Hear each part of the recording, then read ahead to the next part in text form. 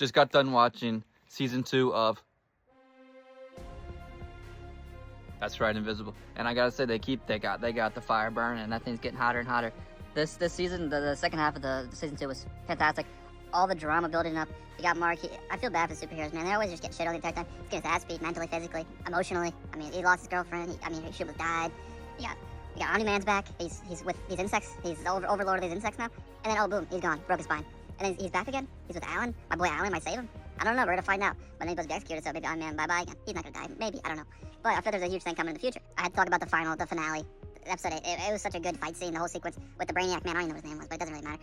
It was a Brainiac scene, multi-dimensional powers. That was such a sick, just kind of idea. Bouncing through universe, coming back, fighting again, and then going back to another universe. And he's supposed to deal with all these different things. He's getting beat down over time, emotionally, physically again. And then of course, he finally kills somebody. He kills, and I have to deal with that grief. Is he like his dad? Is he not? That's been like the overlying theme. Is he Omni-Man's son, or is he Mark? Is he Invincible? Is he a good guy, or is he a bad guy?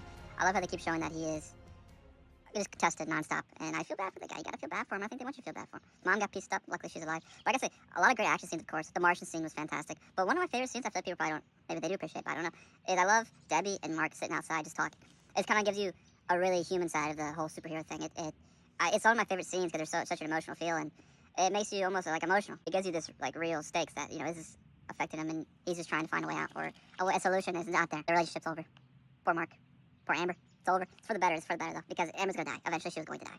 And apparently, Adam Eve has got the hot stuff for Mark, and she's had the hot stuff for Mark. I mean, I feel like you kind of see that. Is she going to say something? Is he going to say something? I don't know. We'll find out. I keep going back to, obviously, the voice acting is great, but the building up of the side characters, giving them their own little stories inside this huge overarching story where we're following Mark, Omni-Man, the main cast.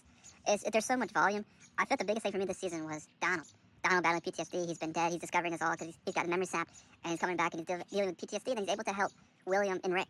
He's able to talk about that cliff. That was a really powerful scene for me. I thought that was one of my highlights of this season, was that whole, I guess, arc coming to a close, and I feel like they all got closure that they needed, and it was really powerful. They were giving themselves a little bit of outing. They were explaining like why animation does some of the stuff they do in the Comic-Con scene. That was really funny. It was really, it was a cool fourth wall break, and I mean, they're just giving themselves an excuse for some of the badly animated scenes. What's the Amazon budget? Maybe $10 billion? I don't know. Clearly not enough. The one thing I'm surprised I keep seeing is that they keep bringing back characters that you thought were gonna die. Now I think like the emotional impact of their death definitely hits, because I mean we've had funerals for everybody. Mr. Immortal, the Mr. Immortal should of course come back. But then also Duplicate. She died, then she comes back at the very end. I think it's very nice from Mr. Immortal. Are they gonna come back to being superheroes? A lot of questions to be answered in season 3.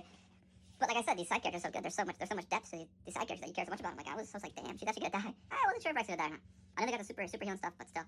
I also shot my boy Cecil. I didn't shot my boy Cecil.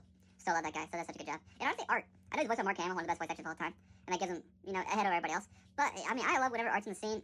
This season was 9.25 out of 10. I thought the season was really good. Really enjoyed it. And I'm excited to see more.